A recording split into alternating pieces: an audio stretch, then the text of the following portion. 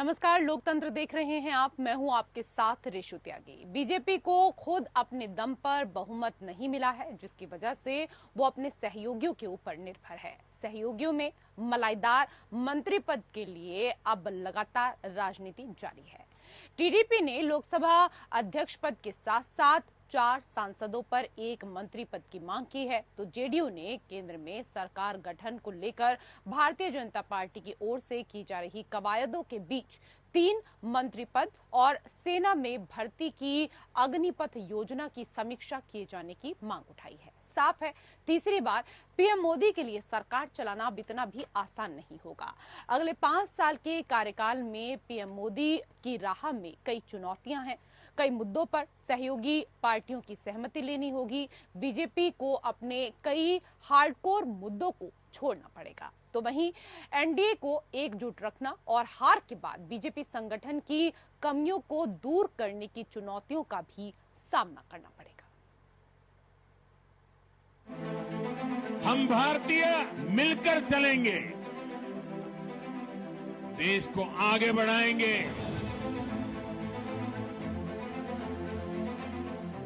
तीसरे कार्यकाल में देश बड़े फैसलों का एक नया अध्याय लिखेगा।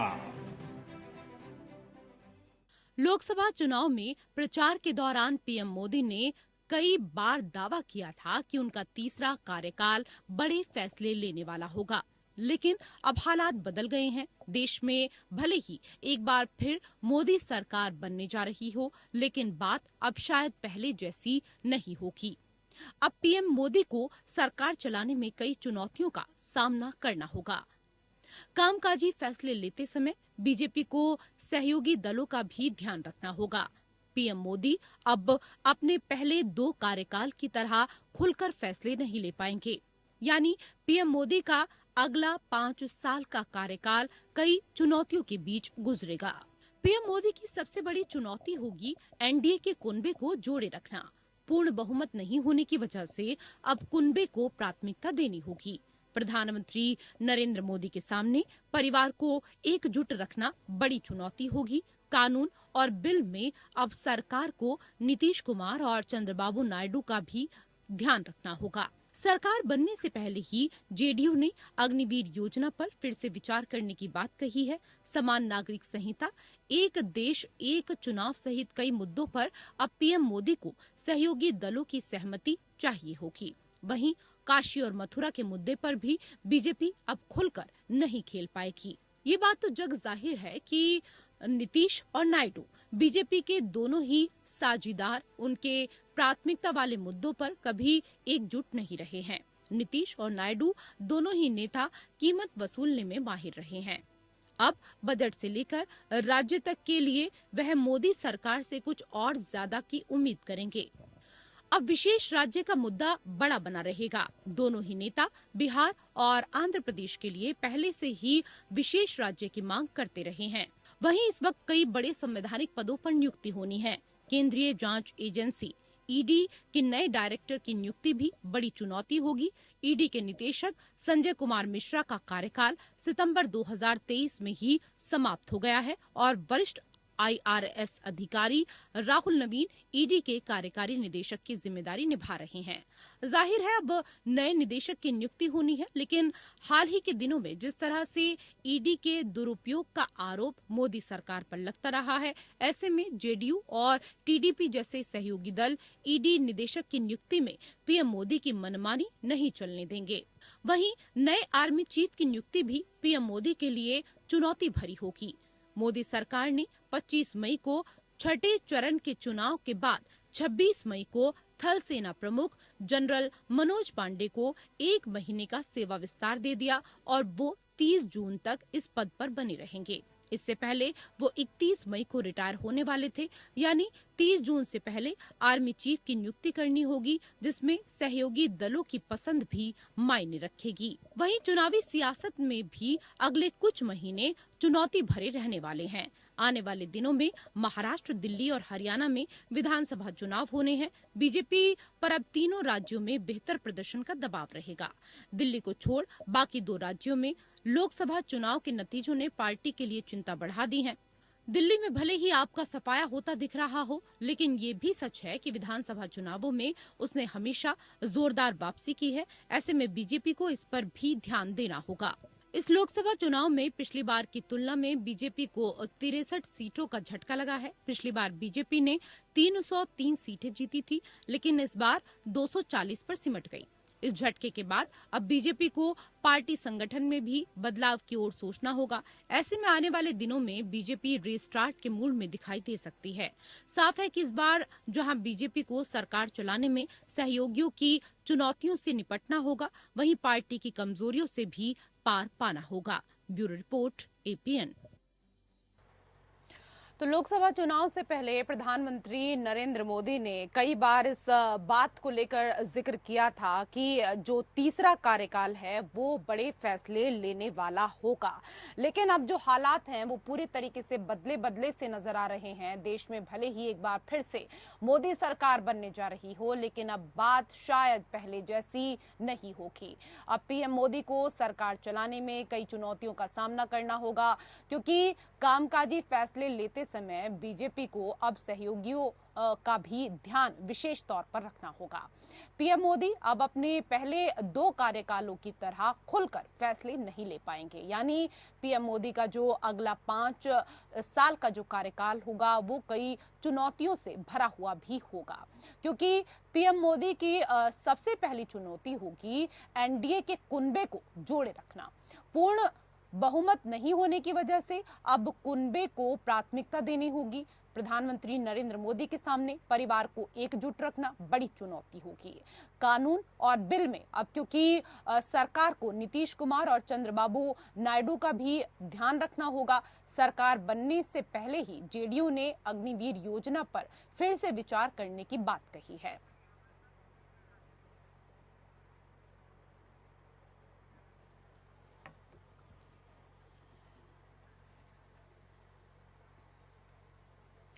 तो देश में भले ही एक बार फिर मोदी सरकार बनने जा रही हो, लेकिन बात अब शायद पहले जैसी नहीं होगी। बीजेपी के पास अब बहुमत नहीं है। ऐसे में एनडीए के सहारे सरकार बन तो जाएगी, पर चुनौतियां भी काफी बढ़ जाएंगी, क्योंकि कामकाजी फैसले लेते समय बीजेपी को सहयोगी दलों का विशेष तौर पर ध्यान रखना होगा।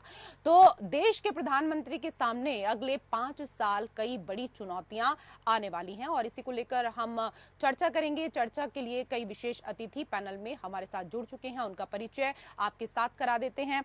हमारे साथ बीजेपी के प्रवक्ता डॉक्टर विजय खैरा जी जुड़ चुके हैं, स्वागत है आपका। हमारे साथ कांग्रेस के प्रवक्ता राकेश सिंह यादव जुड़ चुके हैं, आपका भी बहुत स्वागत। और हमारे साथ जेडीयू के प्रवक्ता सागर कुमार जी भी जुड़ चुके हैं, आपका भी बहुत स्वागत। सागर कुमार जी, इस वक्त तो आप काफी डिमांड में हैं, क्योंकि असली किंग मेकर की भूमिका तो आप और टीडीपी ही निभा रहे हैं। सरकार बनाने में आपकी और टीडीपी की जो भूमिका है उससे अब आप लोगों की उम्मीदें भी काफी अधिक होंगी। नई सरकार में जेडीयू की क्या कुछ प्रत्याशा हैं? देखिए ऋषु त्यागी जी, पहले तो आज इस परिचर्चा में आमंत्रित किया उसके लिए मैं बहुत धन्यवाद देता हूँ, और आपके सभी दर्शकों को मैं नमस्कार करता हूँ। और जब आपने कहा कि नई सरकार का गठन हुआ है, एक बार फिर से इस देश में एनडीए की मजबूत सरकार बनने जा रही है, ये जरूर है कि इसमें चंद्रबाबू नायडू जी की और माननीय नीतीश कुमार जी की महत्वपूर्ण भूमिका है। और हम लोग पहले से एनडीए के साथ मिल करके हम लोगों ने चुनाव लड़ा है, और हम लोग स्वाभाविक रूप से एनडीए के साथ रहेंगे।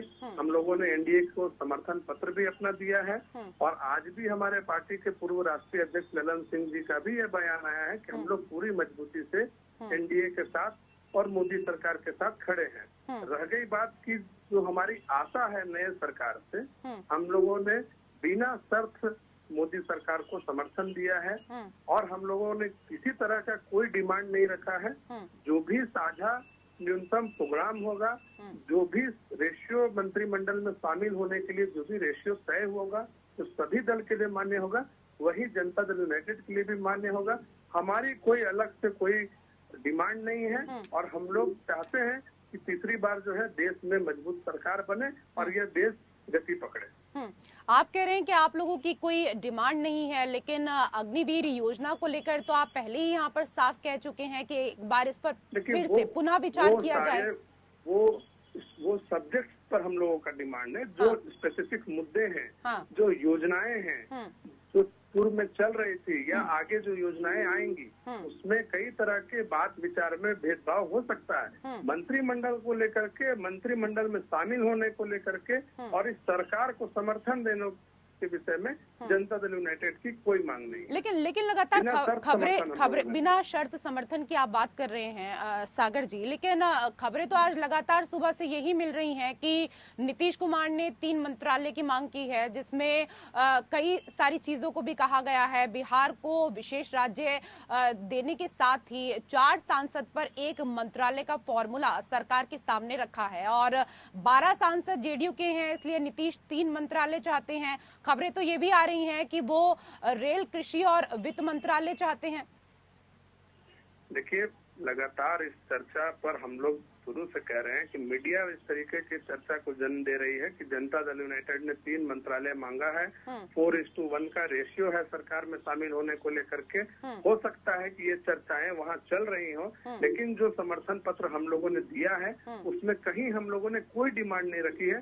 जहाँ तक बात है बिहार को इस विशेष राज्य का दर्जा देने की जो बात है, तो हम लोग जब एनडीए के साथ नहीं थे तो भी हमारी मांग केंद्र सरकार से थी कि बिहार को विशेष राज्य का दर्जा मिले। स्पेशल पैकेज के लिए हम लोग तब भी प्रयासरत थे और आज जब हम लोग साथ में हैं तब भी हमारी ये मांग जरूर है कि बिहार को स्पेशल राज्य का दर्जा मिलना चाहिए। और ये सिर्फ हमारी मांग नहीं है, वास्तव में बिहार पिछड़ा स्टेट है, वहाँ पर स्पेशल पैकेज मिलना है।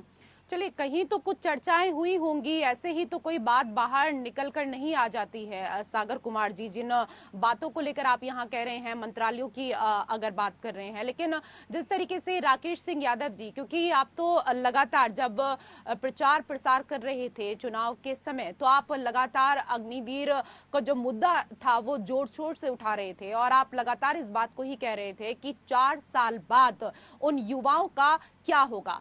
अगर हम सत्ता में आते हैं तो इस पूरी योजना को ही हम समाप्त कर देंगे। अब कम से कम आपके साथ नहीं है नीतीश कुमार, लेकिन इस बात को लेकर वो जरूर यहाँ पर कह रहे हैं सरकार से कि इस बात पर एक बार पुनः विचार करने की आवश्यकता है। देखिए, अभी जो सरकार बनने जा रही है वो 102.5 वाली सरकार है। सबके अपने एजेंडे हैं, नीतीश कुमार जी के अपने एजेंडे हैं, उनके एजेंडे कितने पूरे होंगे और कब तक वो कायम रहेंगे पूरा देश जानता है।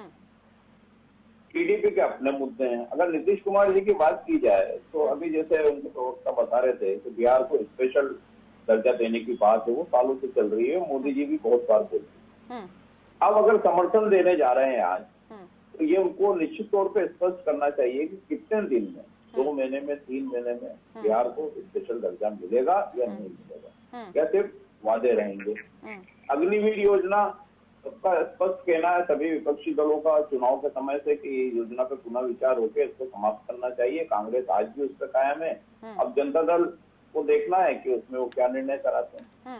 मंत्रालय लेना नहीं लेना ये तो उनका आंतरिक विषय है, लेकिन ये सरकार की उम्र कितनी होगी ये इस पर निर्भर करेगा कि मोदी जी तानाशाही तो सरकार चलाते हैं या अब गठबंधन के साथ मिलकर चलाने की कोशिश करते हैं। वही टीडीपी का हाल है कि टीडीपी ने जो वादे करे हैं वहाँ मुस्लिम आरक्षण को लेकर उनका वादा है 4% का, जबकि मोदी जी तो बोल रहे हैं कि जब तक मैं जीवित हूँ किसी भी आधार पर ही 4% का आरक्षण नहीं देंगे। जब टीडीपी वादा करके आई है कि 4% का आरक्षण कायम रहेगा, जब वो मुख्यमंत्री थे चंद्रबाबू नायडू, उन्होंने 5 करोड़ रुपए सुप्रीम कोर्ट में केस लड़ने के लिए इशू करे।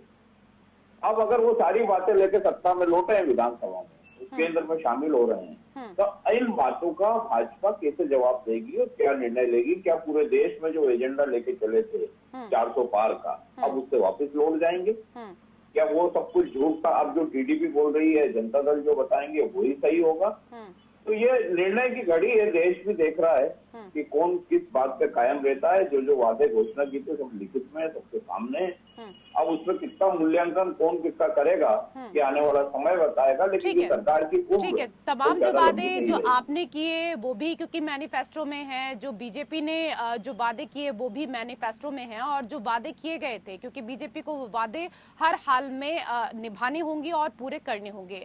विजय खैरा जी भी हमारे साथ जुड़े हुए हैं। विजय खैरा जी, भले ही बीजेपी अकेले दम पर बहुमत हासिल नहीं कर पाई हो, लेकिन गठबंधन के सहारे सरकार बन रही है, साथियों की अपनी महत्वाकांक्षा होगी, और ऐसे में सुनने में आ रहा है कि 4 सांसद पर 1 मंत्री चाहते हैं सहयोगी दल। और अभी सागर कुमार जी इस बात को कह रहे थे कि विशेष राज्य का दर्जा की तो बात हमने जरूर यहाँ पर की है। तो देखिए, सरकार अभी बनेगी, शपथ लेंगे प्रधानमंत्री, लेकिन उससे पहले ही अब विशेष राज्य के दर्जे की मांग उठ खड़ी हुई है।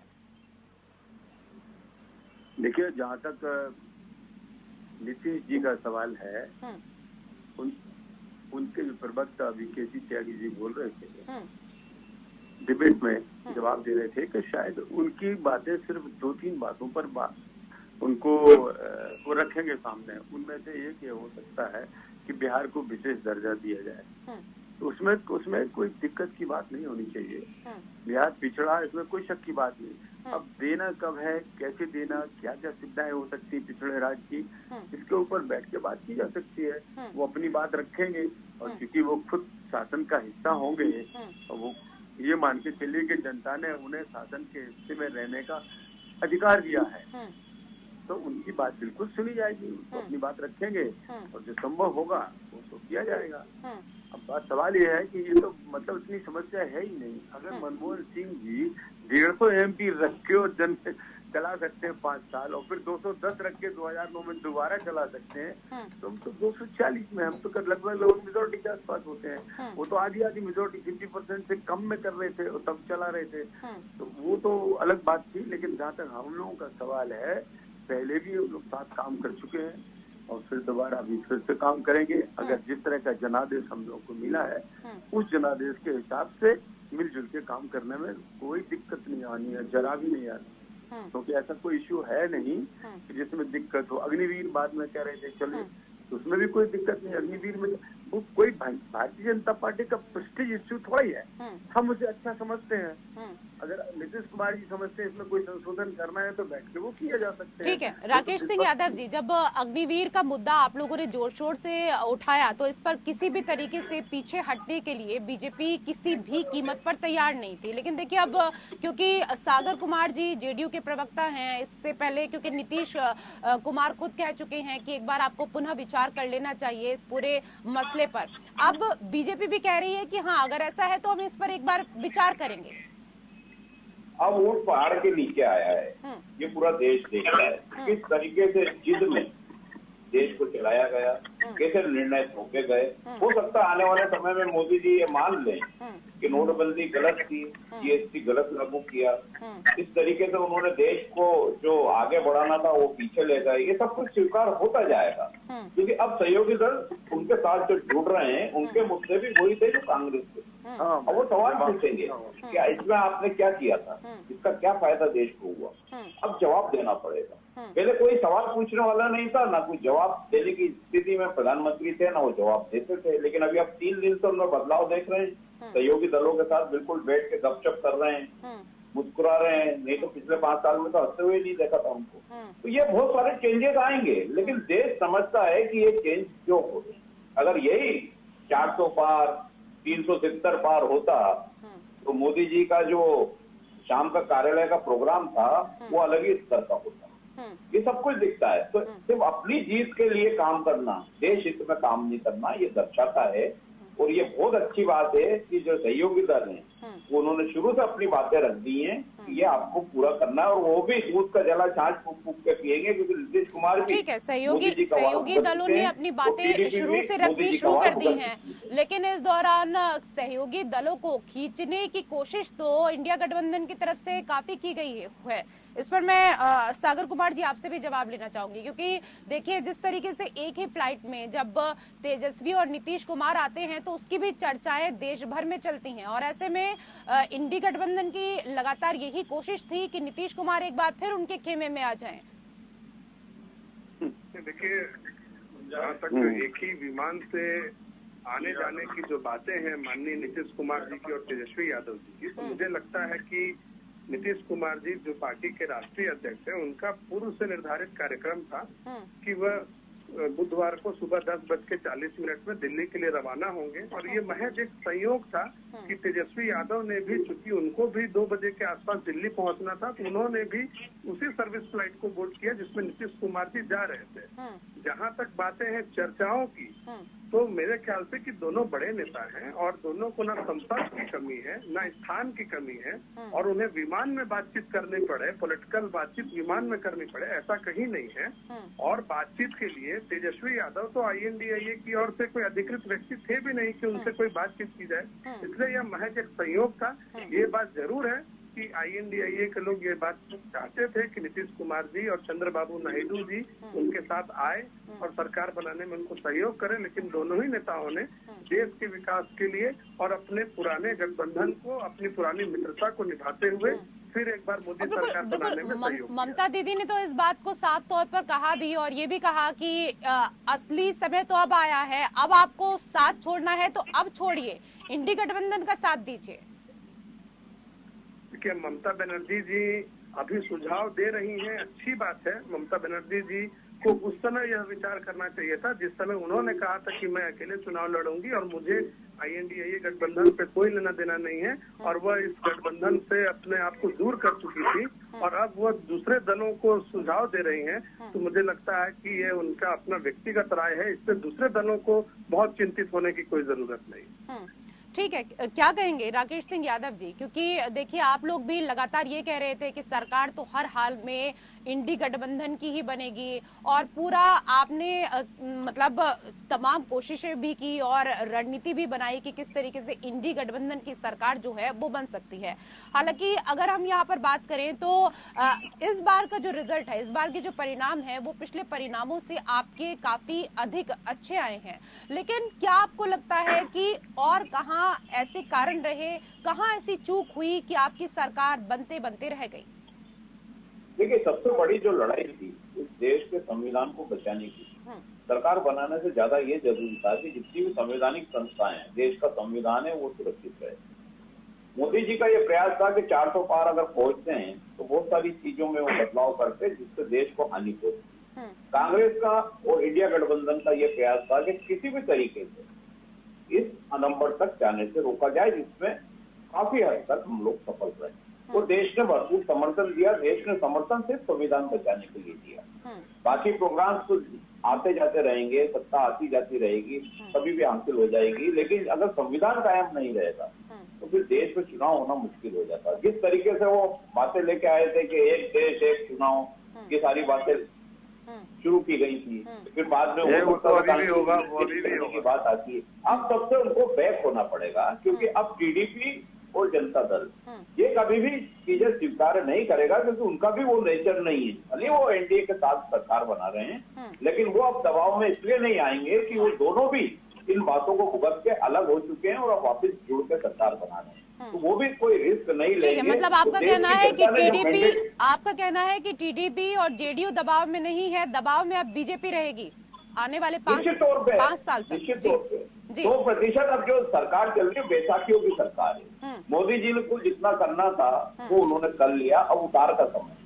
अब उनको सिर्फ सरकार चलाना है, तो सरकार के मेन जिसको बोलते हैं मुखिया, ये लीडरशिप, वो जनता दल और TDP के पास रहेगी, निर्णय क्षमता उनके पास रहेगी।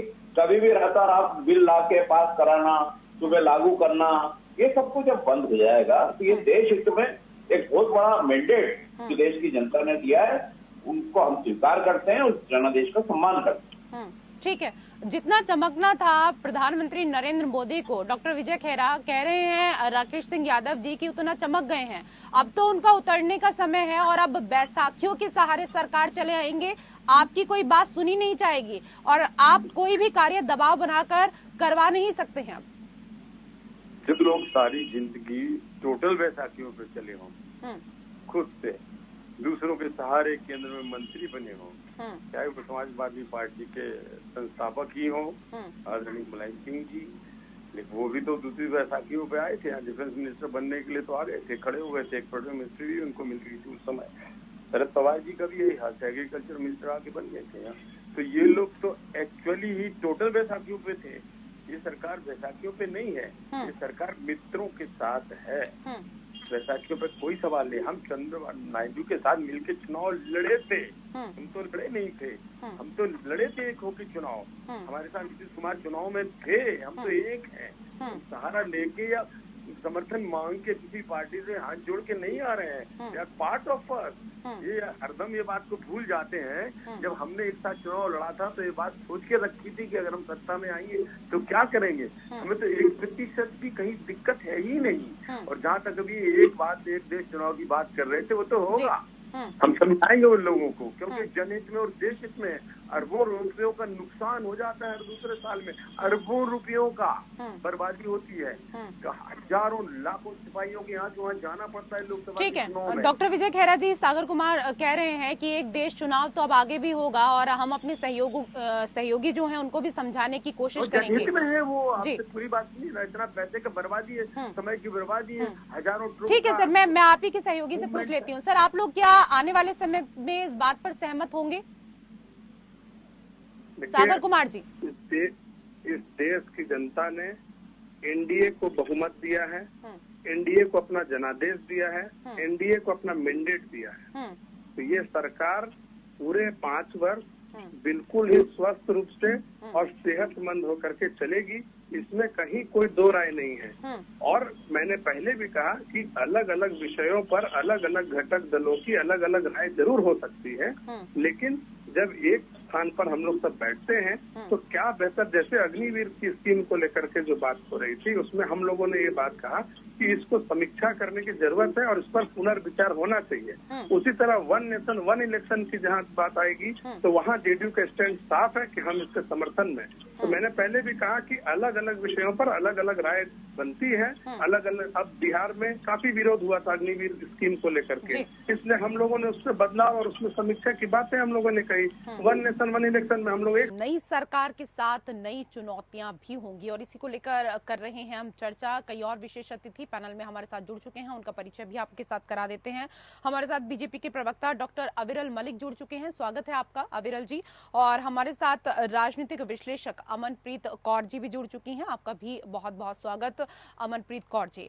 अमनप्रीत जी, क्योंकि नई सरकार बनने जा रही है और नई सरकार बन रही है तो देखा जाए तो चुनौतियां भी इस बार क्योंकि काफी हैं, क्योंकि अब की बार मोदी जी की जो सरकार है वो बंधन वाली सरकार है, क्योंकि सहयोगियों का साथ भी इस सरकार में है।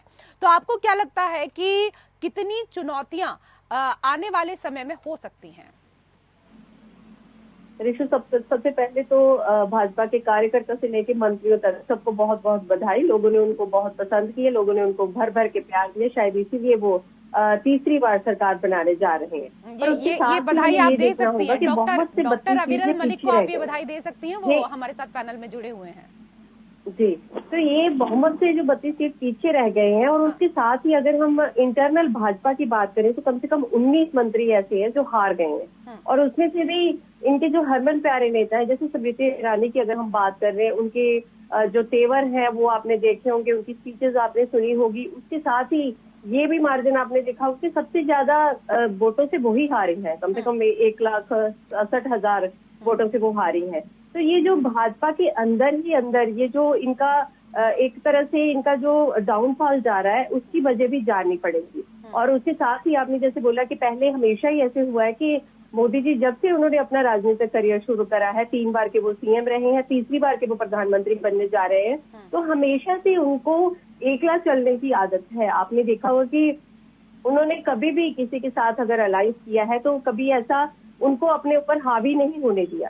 पर इस बार सर्कमस्टांसेस कुछ ऐसे बन गए हैं ऋषि जी कि मुझे लगता है कि अगर वो अपने जो उनके साथ लोग जुड़ेंगे, जैसे नीतीश कुमार की अगर हम बात करें, चंद्रबाबू नायडू की बात करें, तो उनको उनकी बहुत सारी बातें सुननी पड़ेगी और माननी भी पड़ेगी। नहीं तो हमेशा ही उनके सर पर यही तलवार लटकती रहेगी कि ये कभी भी हमें छोड़ के जा सकते हैं, और जैसे ही इनमें से कोई एक भी छोड़ के गया तो सरकार गिरने की जो आसार है वो नजर आएंगे।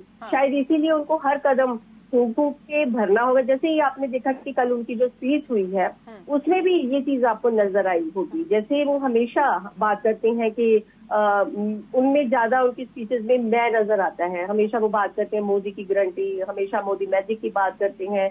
हर चीज में उनको अपने आप को आगे रखते हैं, पार्टी को पीछे रखते हैं। कल पहली बार ऐसा हुआ कि उनके मुंह से एनडीए शब्द जो था, गठबंधन का जो नाम था, वो बहुत बार बिल्कुल। और अब देखिए अब अमनप्रीत कौर जी, क्योंकि मैं से काम नहीं चलेगा बल्कि अब हमसे काम चलेगा, और हमसे काम चलाना भी यहाँ पर कहीं ना कहीं मजबूरी हो गई है मोदी जी की। लेकिन मैं वापस आऊंगी, कई सारी बातें आपसे करनी है, कई सारे सवाल हैं, वापस आपके पास आऊंगी। कई और अतिथि हैं, जरा उनसे भी बात कर लेते हैं, क्योंकि डॉक्टर अविरल मलिक जी, गठबंधन में चंद्रबाबू की टीडीपी 16 सीटों के साथ दूसरी और नीतीश की जेडीयू 12 सीटों के साथ तीसरी सबसे बड़ी पार्टी बनी है। गठबंधन की बात कर रही हूँ, और दोनों ही पार्टियां इस वक्त बीजेपी के लिए बेहद जरूरी हैं, और इनके बिना बीजेपी का सरकार बनाना मुश्किल है। लेकिन जो मंत्रालय को लेकर खबरें हैं कि टीडीपी और जेडीयू ने मांग की है, क्या वो मांगे मानना आपके लिए इतना आसान होगा? जी देखिए, नरेंद्र मोदी जी के काम पर तीसरी बार जनता के द्वारा मुहर लगाई गई है, ये सत्य है। और उसके साथ साथ जिस प्रकार से जनता के द्वारा ये मैंडेट दिया गया है, और भारतीय जनता पार्टी देश में सिंगल लार्जेस्ट पार्टी है, ये भी बिल्कुल स्पष्ट है। और कांग्रेस के लोग जिस प्रकार से प्रसन्नता जाहिर कर रहे हैं, तो मैं इनसे जानना चाहता हूँ, ये ट्रिपल इनसे मत जानिए, पहले मैंने जो आपसे सवाल किया है उसका तो जवाब दे दीजिए। उनसे क्या जान रहे हैं आप? जी देखिए, भारतीय जनता पार्टी की सरकार बन रही है, मोदी जी प्रधानमंत्री। वो तो हमें पता है कि सरकार बन रही है सर, सवाल मेरा ये नहीं था। हम कहाँ कह रहे हैं कि आपकी सरकार नहीं बन रही है। मैंने तो मंत्रालयों को लेकर बात की, जो मलाईदार मंत्रालय चाह रहे हैं आपके सहयोगी, क्या इतना आसान है जो मंत्रालयों की मांग की जा रही है, जिस तरह की खबरें आ रही हैं, क्या इतनी आसानी से वो मंत्रालय आप दे देंगे? देखिए, सबको सम्मान देना हमारी आदत है, हम सबको सम्मान देते हैं, जितने भी हमारे सहयोगी दल हैं। यही भारतीय जनता पार्टी की खूबसूरती है, और यही एनडीए की खूबसूरती है। और जिस प्रकार से नरेंद्र मोदी जी की कार्यशैली है, वो सब जानते हैं। नरेंद्र मोदी जी सबको साथ लेकर चलने वाले नेता हैं। ठीक है, मैं वापस से आपके पास आऊंगी राकेश सिंह यादव जी, क्योंकि इंडिया गठबंधन सरकार तो नहीं बना पा रहा है, पर इस बार आपके जो परिणाम आए हैं उसकी कल्पना भी एनडीए ने की नहीं होगी। एनडीए सरकार में उनके सहयोगी मलाईदार मंत्रालय की मांग करने लगे हैं, जो देना बीजेपी के लिए इतना भी आसान नहीं होगा। लेकिन आप अभी से विपक्ष की भूमिका में नजर आने लगे हैं, क्योंकि राहुल गांधी ने केंद्र सरकार पर बड़ा हमला करते हुए कहा कि शेयर मार्केट को लेकर भ्रम फैला गया, और जेपीसी से जांच हो, ये बात मीडिया के माध्यम से उन्होंने आज जनता के सामने भी रख दी है। बिल्कुल निश्चित है। जिस देश के प्रधानमंत्री और गृह मंत्री ट्वीट करके ये बोले शेयर धारकों को कि आप खरीद लीजिए, मार्केट बूम होने वाला है, इसका क्या मतलब है? और जिन चैनलों पे ये दिखाया गया वो किस उद्योगपति के चैनल है, एक एक बात सत्य बोली गई, और 30 लाख करोड़ का नुकसान देश की जनता को हुआ। क्यों किया गया? क्या पहले से जानते थे कि आपकी इतनी सीटें नहीं आ रही? जानबूझ के ये गेम खेला गया?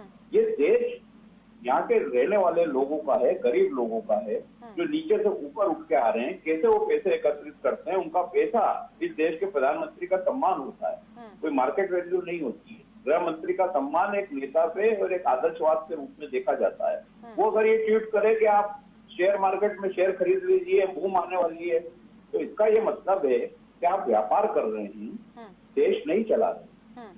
देश को अगर इस तरीके से बेचा जाएगा तो जो सहयोगी दल आज इनके साथ खड़े हो रहे हैं वो भी ये पूछेंगे कि 9 साल तक आपने मैं क्यों करा, हम क्यों नहीं बोला। और जो मैं करा उसका भुगतान टीडीपी ने भी करा है। ये टीडीपी के चंद्रबाबू नायडू हर दल के पास जाते थे कि हाँ हमारे साथ एकत्रित हो, हर हाल में नरेंद्र मोदी जी को हटाना है। यही आपके जनता दल के किस तरीके से अपमानित होकर वहां से बाहर हुए थे, बाद में वापस शामिल हुए, ये सब देश ने देखा है, सबको जानते हैं। लेकिन आज सबसे बड़ी बात यह है कि जो नरेंद्र मोदी जी सिर्फ ये बोलते थे कि मैं सबसे बड़ा हूं, भाजपा कुछ नहीं है, पिछले प्रधानमंत्री कोई कुछ नहीं है, अटल जी तक का नाम लेने से कचवाते थे। वो आज मजबूर होकर अब एनडीए गाना गा रहे हैं। ये देश की जनता ने सबक सिखाया है कि ये देश सबका है, किसी एक का नहीं है। जो हिंदू मुस्लिम करा सारी चीजें करी, आज टीडीपी ने खुद बोल रखा है कि वहाँ आरक्षण 4% देंगे। अब क्या मोदी जी विरोध करेंगे? जनजाति जनगणना का जनता दल ने बोल रखा है, क्या विरोध करेंगे? अपनी बातों से पलट के जब वापस लौटेंगे तो ये देश देखना चाहेगा कि वो नरेंद्र मोदी जी की आंखों में कैसे तेवर रहते हैं। ये देश उसको समझना भी चाहेगा। और अगर ऐसा नहीं होता, जो उन्होंने वादे करे उससे हट के गठबंधन की सरकार में झुक के चलते हैं, तो ये देश समझ जाएगा कि इस देश को कैसे प्रधानमंत्री की भविष्य में जरूरत है। ठीक है। कई बातों के बारे में यहाँ पर जिक्र किया है राकेश सिंह यादव जी ने, क्योंकि अमनप्रीत कौर जी, और इससे पहले क्योंकि डॉक्टर अविरल मलिक से भी जो सवाल मैंने यहाँ पर किया मंत्रालय को लेकर, अभी आपने देखा कि मंत्रालय को लेकर लगातार यहाँ पर चर्चा मिल रही है। अकेले बहुमत होने से 2019 और 2014 में बीजेपी ने, क्योंकि सभी बड़े विभाग अपने पास रखे थे और केंद्र सरकार की 10 सबसे ताकतवर और समृद्ध मंत्रालय गृह, रक्षा, वित्त, विदेश, रेलवे, सूचना प्रसारण, शिक्षा, कृषि, सड़क परिवहन और सिविल एविएशन है, आप जानते ही हैं। और इन्हीं मंत्रालयों में से कई पर टीडीपी और नीतीश की नजर है। एनडीए की सरकार तो बनेगी, लेकिन मंत्रालयों के बंटवारे को लेकर भी चुनौतियां इस बार बड़ी होंगी। देखिए, कॉम्प्रोमाइज बहुत सारे करने पड़ेंगे, क्योंकि जिन लोगों को साथ लेके चलना है उनकी बात सुननी भी पड़ेगी, माननी भी पड़ेगी। अगर मंत्रालयों की भी बात करें, सुनने में तो ये भी आया है कि चंद्रबाबू नायडू जो है वो नितिन गडकरी जी वाला जो डिपार्टमेंट है वो मंत्रालय चाहते हैं। तो क्या इतना बड़ा मंत्रालय, अब इतने सालों से गडकरी जी उस पर इतनी मेहनत करते हुए नजर आ रहे हैं, तो वो तो अगर प्रधानमंत्री कहेंगे तो वो तो छोड़ देंगे। पर आसान नहीं होगा कि अपने पुराने मंत्रियों को, जब पुराने लोग जो इतनी मेहनत कर चुके हैं अपने डिपार्टमेंट में, उनको साइड पे हटा के नए बंदों को जिनको जोड़ा है उनको वो डिपार्टमेंट दिया जाए। तो ये मंत्रालयों की डिवीजन जो होगी, इसको लेके बहुत सारे मंत्री अंदर ही अंदर एक दूसरे के साथ नाराज होने वाले हैं, ये आप देख लो। क्योंकि दूसरी बात ये है कि कॉम्प्रोमाइज ऐसी है कि अगर जैसे इन्होंने शपथ समारोह की भी बात करी कि पहले प्रधानमंत्री जो है वो 8 जून को ये वाला समारोह करना चाहते थे, पर क्योंकि चंद्रबाबू नायडू ने कह दिया कि उस दिन उन्होंने अपनी स्टेट में प्रोग्राम करना है, तो इसलिए ये चीज सुनने में आया है कि 8 जून की जगह 9 जून को होगी। यही इनका समझ लो कि पहला कॉम्प्रोमाइज है। आप ये देखो कि अगर ये बात नहीं सुनेंगे और कभी भी चंद्रबाबू नायडू या कभी भी जेडीयू के ये नीतीश कुमार जी नाराज हो जाते हैं, तो इंडिया तो इनको लपकने के लिए तैयार बैठी है। वो तो चाहती ही ये है कि ये एकदम से इधर से आए और हमारे साथ आके मिले और हम सरकार कुल मिलाकर अमनप्रीत कौर जी, अभी तो तारीखों पर बात नहीं चल पा रही है, तो आगे क्या चलेगी सरकार? मैं इस पर एक जवाब जरूर ले लेती हूँ। डॉक्टर अविरल मलिक जी,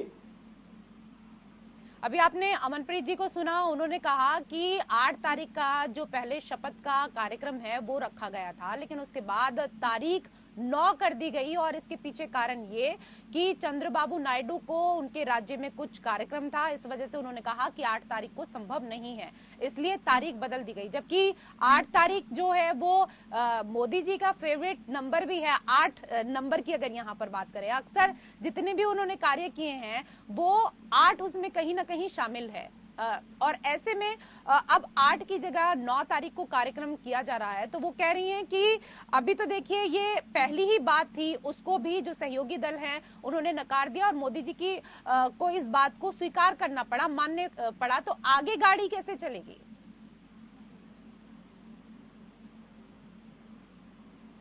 जी, मेरी आवाज आ रही है आपको? हाँ, अभी आप बोल रहे हैं तो अभी आ रही है सर जी। देखिए, अगर बात की जाए टीडीपी की या फिर बात की जाए जेडीयू की, ये भारतीय जनता पार्टी के साथ है और एनडीए में है, नरेंद्र मोदी जी के साथ है, ये बिल्कुल स्पष्ट है। और हमारी सरकार पूरे 5 साल चलेगी, मजबूती के साथ चलेगी। और उसके साथ साथ आज किस विषय पर चर्चा होना बेहद महत्वपूर्ण है। आज चर्चा होनी चाहिए कि केजरीवाल फैक्टर फिनिश हो गया, केजरीवाल फैक्टर खत्म हो गया। अरविंद केजरीवाल जी ने जो इमेज क्रिएट करने की कोशिश की थी वो दिल्ली से खत्म हो गई। जिस तरीके से आम आदमी पार्टी मुक्त दिल्ली का निर्माण हुआ है, ये देखना बेहद आवश्यक है। आम आदमी पार्टी को पूरे देश में मिलाकर मात्र 3 सीटें मिली हैं, जो प्रधानमंत्री आप दूसरों की सीटें गिन रहे हैं। डॉक्टर अविरल मलिक, आप दूसरों की सीटें गिन रहे हैं, जरा अपनी सीटों को भी तो गिन लीजिए ना। जहां पर उत्तर प्रदेश में सबसे अधिक आपकी सीटें थी, आप कह रहे थे कि साइकिल की हवा निकल जाएगी, वहां पर आप देखिए ना कि आप कहां पर आ गए हैं, दूसरों की सीटें गिन रहे हैं। पहले आप तो देखिए कि आप कहां पर आकर खड़े हैं। राजस्थान में 25 सीटों पर आप थे, उससे पिछली बार भी 2014 में भी आप 25 सीटों पर थे। अभी आप कहां आकर खड़े हो गए हैं? अपनी तरफ भी तो एक बार देख लीजिए ना कि आप कहां जा रहे हैं। जी देखिए, कांग्रेस मुक्त मध्य प्रदेश का निर्माण हो गया, कांग्रेस मुक्त दिल्ली का निर्माण हो गया, कांग्रेस मुक्त उत्तराखंड का निर्माण हो गया, कांग्रेस मुक्त हिमाचल प्रदेश बन गया, कांग्रेस मुक्त गुजरात हो गया, कांग्रेस मुक्त छत्तीसगढ़ हो गया। ये सबको दिख रहा है मध्य प्रदेश में 100% मोदी मुक्त भारत हो गया। कांग्रेस मुक्त तो पहले भी था ना, उनकी पहले कौन सी कितनी सीटें थी? क्या कहेंगे डॉक्टर अविरल? वो कह रहे हैं कि अब तो मोदी मुक्त भारत हो गया है। नहीं, Bharatiya Janata party single largest party है और एनडीए की जीत जहां तक है, एनडीए की जीत किस प्रकार से नरेंद्र मोदी जी के नाम पर हो रही है, ये सबको दिख रहा है। एनडीए की जीत नरेंद्र मोदी के नाम सरकार पर एनडीए की बन रही है, सरकार एनडीए की बन रही है, बीजेपी की नहीं बन रही। पूर्ण बहुमत नहीं मिला अभी तक आपको। चलिए मैं स्पष्ट कर देता हूं, जिस प्रकार से 272 सीटों की आवश्यकता होती है और ये 300 के आंकड़े को आज क्रॉस करके 303 पहुंच गए, उसके बाद भी भारतीय जनता पार्टी को जिस प्रकार से दोषी ठहराया जा रहा है कि पूर्ण बहुमत नहीं मिला, ये बिल्कुल गलत है। जिस तरीके से जितनी सीटें कितनी सीटें आई हैं? 1 मिनट में स्पष्ट कर देता हूँ। कर दीजिए सर, स्पष्ट कर दीजिए। अकेली भारतीय जनता पार्टी को जितनी सीटें मिली हैं, उतनी पूरे इंडी गठबंधन को मिलाकर नहीं मिली। अरे बहुमत समझते हैं, बहुमत क्या होता है? 272 आई है आपको। और उसके साथ साथ कांग्रेस पार्टी की बात कर लीजिए, कांग्रेस पार्टी को 100 सीटें भी नहीं आई। बहुमत का आंकड़ा क्या है वो तो बता दीजिए डॉक्टर मलिक, बहुमत का आंकड़ा क्या है? कांग्रेस पार्टी ट्रिपल डिजिट में भी नहीं आई। चलिए, आप बात या तो सुनते नहीं है डॉक्टर अविरल मलिक, या सुनना नहीं चाहते हैं, दोनों में से एक बात तो यहाँ पर तय है। मैं वापस से आपके पास आऊंगी, लेकिन राकेश सिंह यादव जी, क्योंकि देखिए ईडी के नए डायरेक्टर की नियुक्ति भी अब बड़ी चुनौती होगी और ईडी के निदेशक संजय कुमार मिश्रा का कार्यकाल सितंबर 2023 में ही समाप्त हो गया है और उसके बाद वरिष्ठ IAS अधिकारी राहुल नवीन ईडी के कार्यकारी निदेशक की जिम्मेदारी निभा रहे हैं। जाहिर है कि अब नए निदेशक की नियुक्ति होनी है, लेकिन हाल ही के दिनों में जिस तरह से ईडी के दुरुपयोग का आरोप मोदी सरकार पर लगातार आप लोग लगाते रहे हैं, ऐसे में जेडीयू और टीडीपी जैसे सहयोगी दल ईडी निदेशक की नियुक्ति में सिर्फ अब बीजेपी की नहीं चलने देंगे और उसके बाद आप भी अब ये नहीं कह पाएंगे कि ईडी का दुरुपयोग हो रहा है। देखिए, निश्चित तौर पर चाहे जनता दल यूनाइटेड हो या टीडीपी हो, वो भी इनको भुगत चुके हैं, ईडी और सीबीआई को। अब वो भी कभी नहीं चाहेंगे कि इस तरह से कोई इन संस्थाओं का दुरुपयोग करे, क्योंकि अगर उन्होंने ये छूट बीजेपी को दी तो कल से चंद्रबाबू नायडू और जनता दल के नीतीश कुमार जी किसी भी आरोप में जेल जा सकते हैं, जैसे केजरीवाल गए मुख्यमंत्री रहते हुए। उन्हें भी पता है, वो मोदी जी के हथियार जानते हैं, मोदी जी की सोच जानते हैं, वो मोदी जी का तरीका जानते हैं। इस बार वो कोई मौका नहीं छोड़ेंगे कि किसी भी सूरत में वो इनको डैमेज कर सके, इनके सांसद तोड़ सके या इनकी पार्टी को डैमेज कर सके। इसके लिए पूरे चाक चौबंद होके वो इस सरकार पे कब्जा रखेंगे। मोदी जी सिर्फ एक कुर्सी पे बैठे हुए प्रधानमंत्री रहेंगे, इससे ज्यादा कुछ नहीं है। इस बार मुख्य रोल जो है, जो घटक दल प्रमुख हैं वही निभाएंगे, उन्हीं के मंत्री प्रमुख मंत्रालयों को संभालेंगे और ये कहीं ना कहीं देश हित में है, क्योंकि मोदी मुक्त भारत की जो शुरुआत की थी, जो तानाशाही को समाप्त करना था, उसमें कांग्रेस सफल हो गई। जी ठीक है, कई विषयों पर आपने यहाँ पर चर्चा की और कई महत्वपूर्ण बिंदुओं का भी आपने जिक्र किया राकेश सिंह यादव जी, लेकिन अमनप्रीत कौर जी, क्योंकि पूर्ण बहुमत ना होने की वजह से अब मोदी को कुनबे को भी प्राथमिकता देनी होगी और नरेंद्र मोदी के सामने परिवार को क्योंकि एकजुट रखना भी एक बड़ी चुनौती होगी।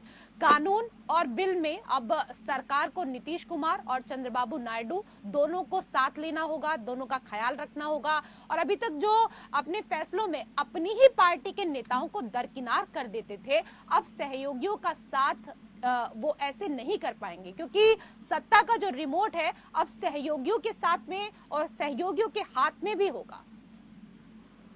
पहली बात तो ऋषि जी, कल से आपने नोटिस करा होगा कि मोदी जी के फ्रेम में आज तक कोई और दिखता नहीं था। अब एक ही फ्रेम में 3 लोग दिखेंगे, मोदी जी दिखेंगे, चंद्रबाबू नायडू दिखेंगे, साथ के साथ नीतीश कुमार दिखेंगे।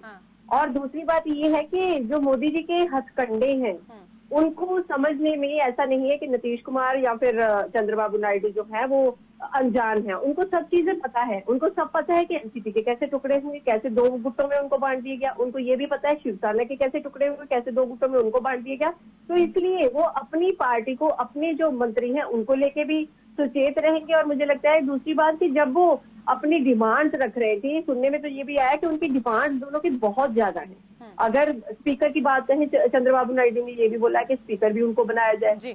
उनके साथ जो मलाईदार जो मंत्रालय है वो मांगने की बात आई है सामने।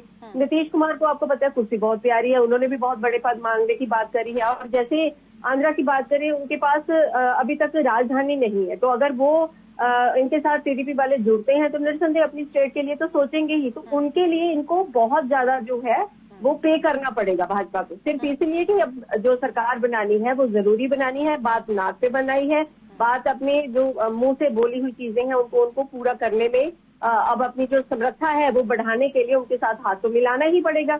ये उनकी मजबूरी भी है और ये ऐसा करने के बाद उनको बहुत ज्यादा चीजें जो है ना चाहते हुए भी माननी पड़ेगी। बिल्कुल मजबूरी है, लेकिन साथ ही अभी तो फिलहाल बहुत जरूरी है। और ऐसे में नीतीश को तो हर कोई जानता ही है कि नीतीश कुमार कितने महत्वाकांक्षी हैं, तो उनको तो अब अवसर मिला है, तो इस अवसर को भुनाने में वो कोई कोर कसर नहीं छोड़ेंगे। बिल्कुल, और साथ ही साथ अभी विपक्ष जो है वो स्ट्रांग हो गया है, उससे भी उनकी बातों का भी ध्यान रखना पड़ेगा। जैसे पहले होता था कि संसद से 150 से भी ज्यादा मंत्री जो है वो निकाल दिए और उसके बाद पिछले दरवाजे से जो कानून है वो उसमें चेंजेस कर लिए, कानून पास करवा लिए। तो ये चीजें भी अब संभव नहीं हो पाएंगी। देखिए अभी तो सरकार बनी नहीं है ना, अभी तो शपथ ग्रहण बाकी है। लेकिन विपक्ष, विशेष तौर पर राहुल गांधी की बात करें तो वो तो आज से ही एक्टिव हो गए हैं। आज से ही आपने देखा कि प्रेस कॉन्फ्रेंस करने लगे हैं और जनता तक उनकी बातें पहुंचे, इसके लिए वो एक्टिव हो गए हैं। लेकिन अगर यहाँ पर बात करें, क्योंकि चुनौतियां सामने कई खड़ी हैं डॉक्टर अविरल मलिक, क्योंकि नए आर्मी चीफ की नियुक्ति भी पीएम मोदी के लिए चुनौती भरी होगी। मोदी सरकार ने 25 मई को छठे चरण के चुनाव के बाद 26 मई को थल सेना प्रमुख जनरल मनोज पांडे को 1 महीने का सेवा विस्तार दे दिया और अब 30 जून तक वो इस पद पर बने रहेंगे। लेकिन इससे पहले वो 31 मई को रिटायर होने वाले थे, यानी 30 जून से पहले आर्मी चीफ की नियुक्ति भी करनी होगी, जिसमें सहयोगी दलों की पसंद भी बहुत मायने रखेगी। देखिए, भारतीय जनता पार्टी के लिए और नरेंद्र मोदी जी के लिए कोई किसी भी प्रकार की चुनौती नहीं है। और वो किस आधार पर नहीं है, क्योंकि हम 303 तक पहुंच चुके हैं, हम 300 को पार कर चुके हैं। 300 के आंकड़े को पार जिस प्रकार से एनडीए के द्वारा किया गया है, उस विषय पर विपक्ष मौन है। विपक्ष के मुंह में दही जम गई है एक प्रकार से। आखिर ये क्यों इस बात को कहाँ दही जमी है? वो तो इतना खुलकर बोल रहे हैं, इतना खुलकर बोल रहे हैं, इतना तो आप लोग भी नहीं बोल रहे हैं जितना वो लोग बोल रहे हैं।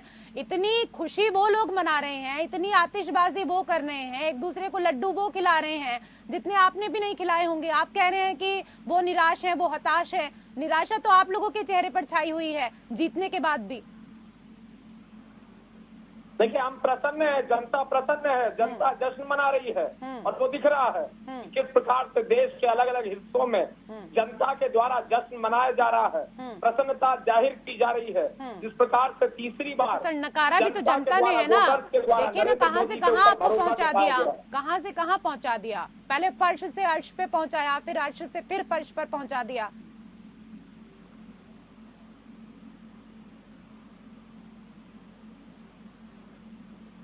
जवाब देंगे कुछ? किसके मुंह में दही जम गई है सर, अब बता दीजिए जरा। ये सवाल मुझसे है और किससे है सर? आप ही से प्रश्न कर रही हूँ अभी तो। नहीं, देखिए, जिस प्रकार से भारतीय जनता पार्टी की बात है, मोदी जी की बात है, हमारे सामने कोई किसी तरीके की चुनौती है ही नहीं।